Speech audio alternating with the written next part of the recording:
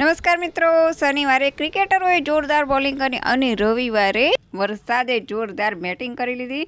તો આવા વરસતા વરસાદમાં ભરેલા રીંગણા અને બટેટાનું શાક ખાવા મળે તો મજા પડી જાય. તો આજે અમારા ઉર્મિલાબેન બનાવવાના છે એકદમ ટેસ્ટી શાક. તો એના માટે આપણે સૌથી પહેલાં તો થોડો ચણાનો લોટ, ખાંડ, હળદર, મીઠું, ધાણા જીરું, લાલ મરચું પાવડર, થોડો ગરમ મસાલો અને તેલ એડ કરી અને આ રીતે બધી વસ્તુને મિક્સ કરવાનું છે. ત્યારબાદ ઉપરથી જો તમે ડુંગળી લસણ ખાતા હો તો ડુંગળી એડ કરવાની છે.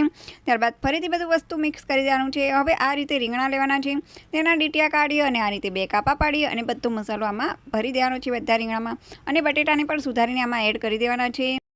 ત્યારબાદ આપણે હવે વઘાર નથી કરવાનો, ડાયરેક્ટ જ બધી વસ્તુને કુકરમાં એડ કરી દેવાની છે.